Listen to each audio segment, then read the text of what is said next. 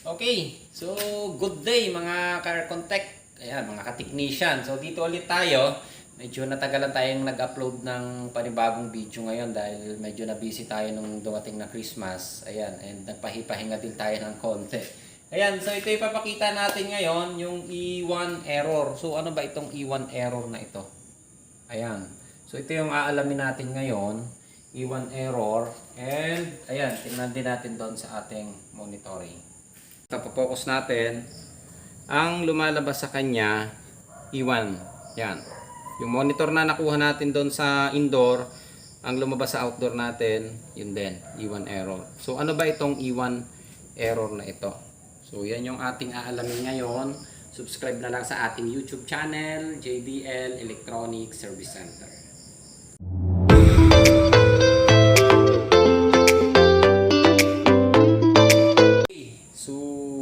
Ito yung unit natin. So makikita nyo maganda yung pagkakadesign ng unit dahil malaki ang condenser na ginamit niya. So makikita nyo parang hindi tinipid ang gawa. And makikita nyo pati yung ating yan may screen siyang ikinabit dito para hindi siya mapasok nung iba yung insekto, butiki or daga. So may nakalagay siyang cover do sa mga butas. Ayan. So, ito ipapakita ko pala sa inyo yung ating E1 error. Ayan. So, ang history kasi muna nitong unit na ito, nasira yung pinaka-fan motor niya. Yun. So, ang in-order kasi sa amin dito, yung board and yung fan motor. So, wala pa yung unit nang chinek namin ito. Board lang ang pinadala nila. So, kami nagkabit ng board. And, ayun. Doon pag-andar ng unit daw, lumalabas na si E1 error. Ayan. So, ito yung pinalitan namin na board and yung fan motor natin. Ayan. So, mandar naman ito and nag-iwan daw sa kanila ng pagkabit nila ng unit. So, ito ay yung E1 error na ginaganon natin. So, iba ito dun sa so, depende sa model kasi or depende dun sa unit. So, hindi na pagkakita natin is Colin ang brand.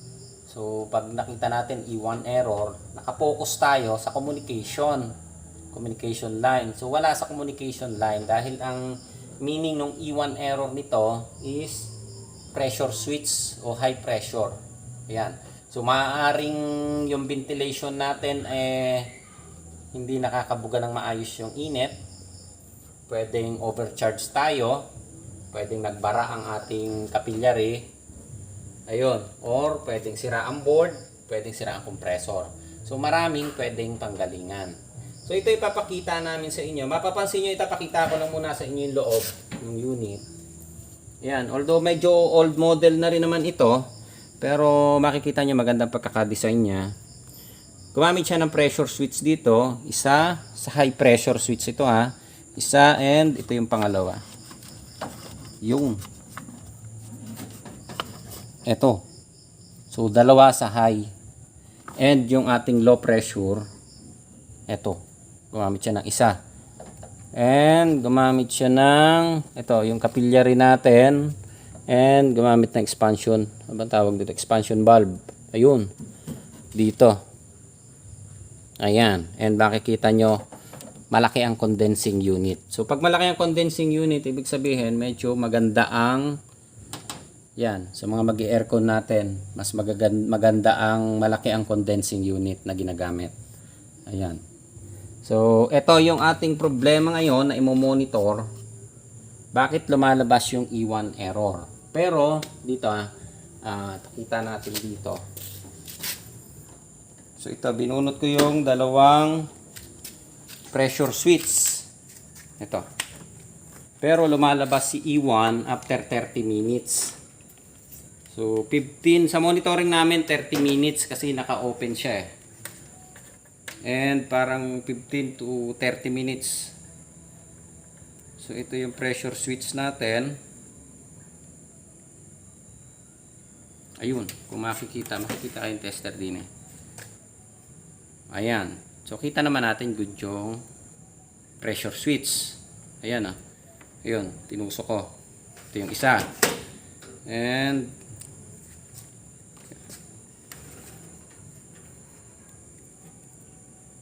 yun. Ito yung isa. Ito yung isa.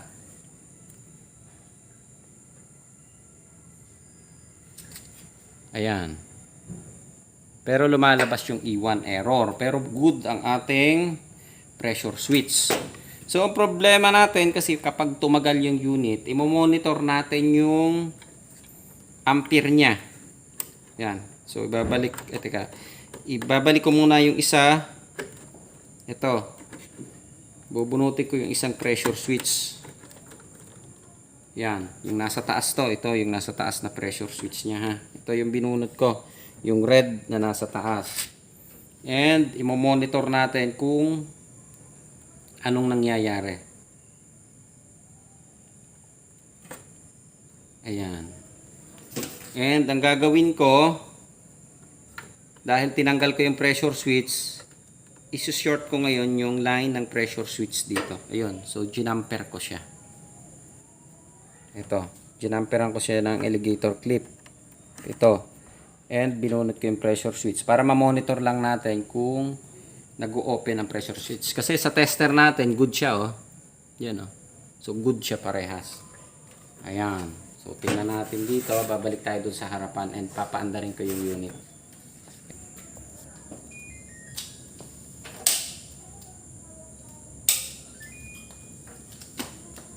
Ayan. So, binuhay ko yung unit. I-on ko muna.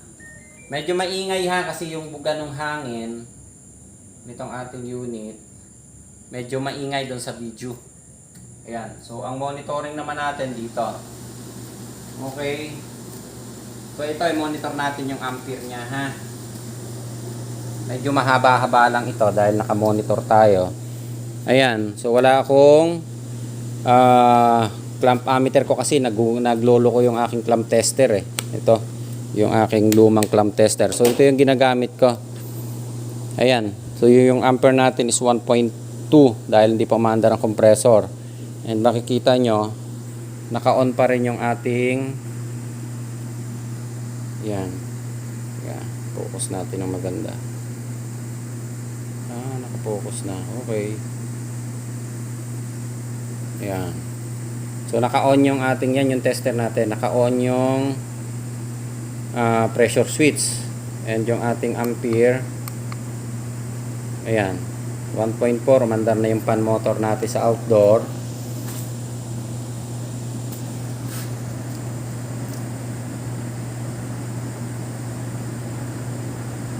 Ayan.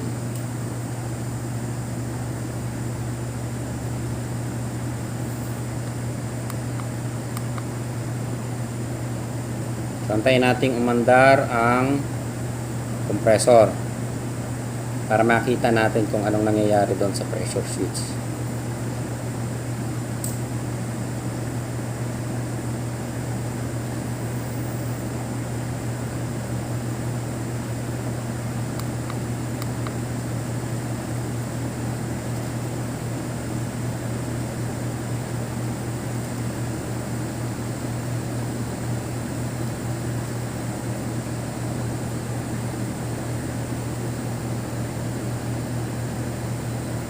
Ayan, so makikita nyo yung ating yan, yung ating yung ampere natin unti-unting tumataas dahil umandar na yung compressor natin.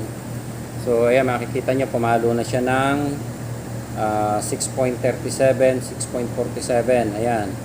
And yung ating pressure switch naka-on pa rin. Yung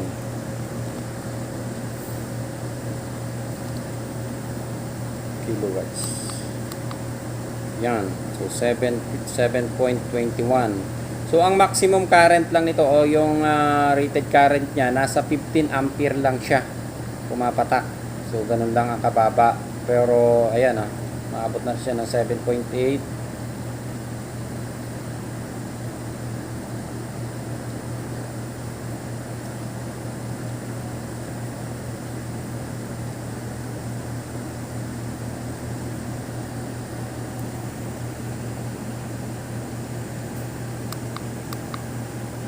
Ayan. So, nasa 11. Ayan, 11.73. So, ayan. So, tumatagal siya ng tumatagal. Yun, Pumalo siya ng 13, namatay yung ating pressure switch. Yan, oh. Nakikita nyo, nag-zero yung tester natin. Ito. So, pumalo siya, namatay. So, dahil naka-direct tayo, hindi lumabas yung E1 error natin dahil ginamper ko yung pressure switch. So, ang ampere na na-monitor natin, yun, oh, nasa 14.7 pa lang. 14. So, hindi pa siya maabot sa maximum. So, dalawa kasi ang pressure switch niya. So, dahil naka-direct yung isa, hindi siya namamatay, hindi siya nag-E1. So, meron pa siyang isa. Tingnan natin kung kailan magka-cut off yung isang pressure switch. Yan. So, 14.7.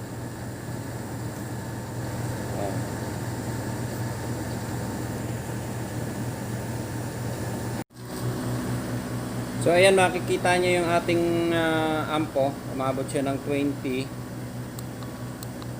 Yan, no, 20.5.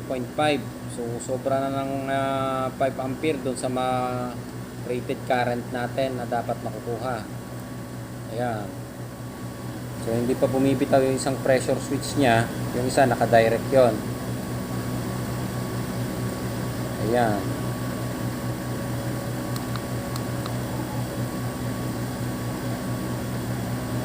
Nakikita nyo, napakataas ng ampere nya. 21.5.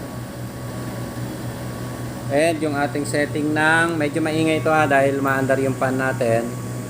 Ang setting natin, ayun, lumabas na yung E1. So pumalo siya ng 20. Ayan, o, 20 ampere. Ayan. So namatay yung ating compressor. And makikita nyo, nabuhay ulit yung pressure switch natin. Ayun, nag-on. Ayan.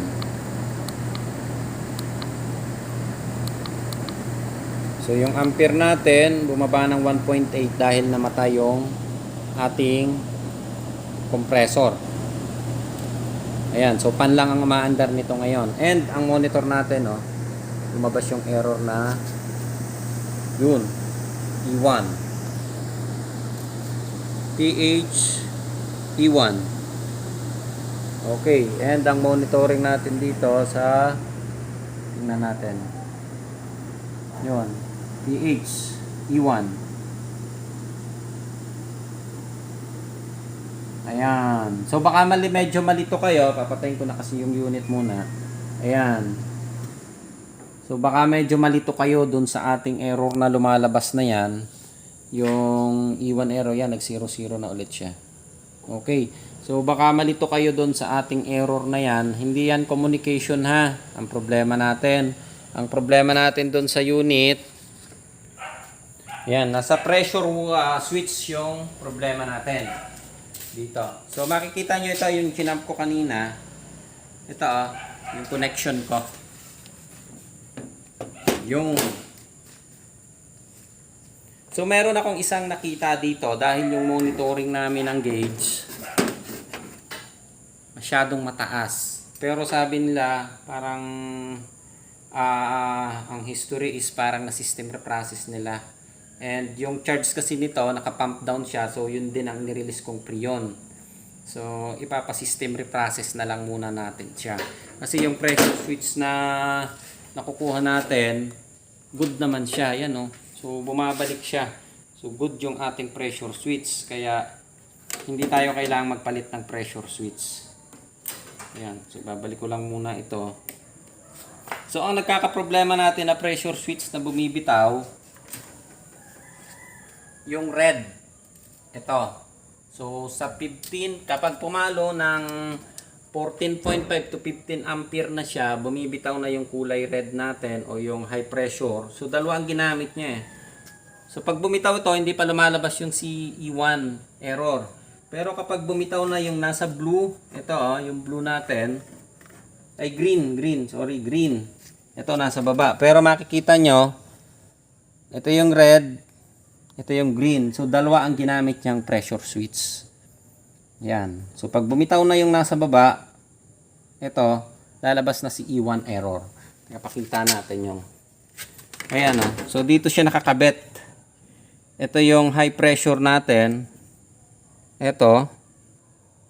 Dalawa. High pressure. Na, ayan. High pressure switch itong dalawa na to. And yung kulay black, ito yung low pressure o yung nando sa cold natin. Ito. Yung. So kulay black siya. So hindi kayo malilito. So kapag lumabas yung E1, huwag kayong magpo-focus dun sa board. I-check nyo yung ating yan, pressure switch and i-monitor nyo. Pwede nyo naman siyang i-jumper katulad nung ginawa ko. Ayan, para ma-monitor nyo. Or i-monitor nyo rin yung ating gauge. Kasi pwedeng yung E1 error na ito, lalabas siya kung marumi masyado yung unit natin. Hindi siya makapaglabas ng init. So magha-high pressure siya. Ayan, so dito naman ang na-monitor ko sa kanya. Kaya lumabas yung E1 error natin dahil overcharge. Sobra yung karga ng preon. So maaaring kinargahan, hindi nila isinakto or hindi nila tinimbang. So ilang kilo ba ang laman nito? Net weight 56. So wala yata nakasulat din eh. Single. So ang ampere natin 15.0 amp lang siya. 15. Okay, refrigerant piping. Okay, wala dito. Nandito yata. Kaya lang, mahirap natin makita. Okay. So, nasa 2.5 kilos yata ang laman ito. Ayan. So, okay na. And, ito, papakita pala ulit natin. Kinabit ko na ulit yung pressure switch ha. Pabalik tayo doon sa harapan.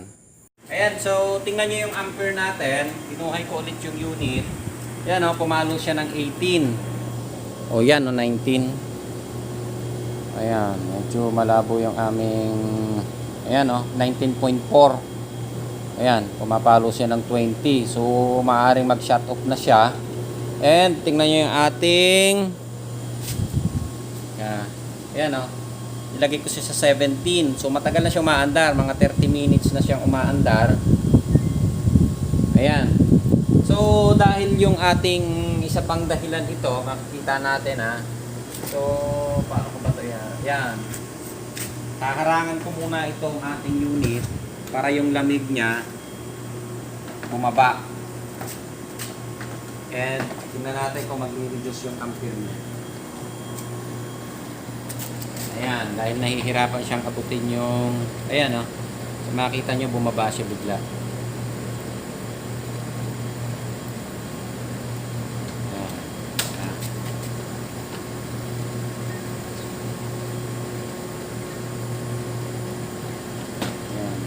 Kasi ito wala akong clamp tester kaya ito rin ginagamit ko. Ayan o. So nasa 18.6 na lang siya.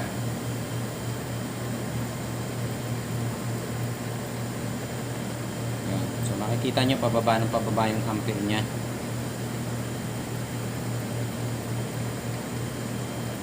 Ayan, monitor natin hanggang sa pinakamababang ampere muna. Ayan. Okay. Nilapit ko. Yun naman pala. Okay. 17. Ito kasi galaw ka ng galaw eh. Ayan o. Tapos, sino kayo magre-regalo sa akin ng clamp tester? Ayan o, bumaba na siya ng 15.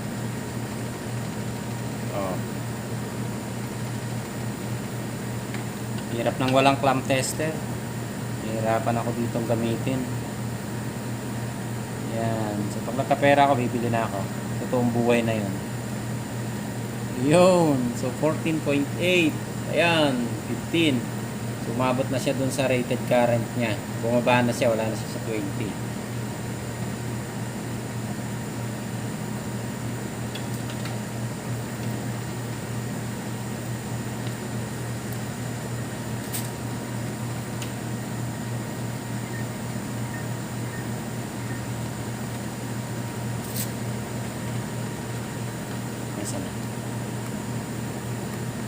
Yun, 15.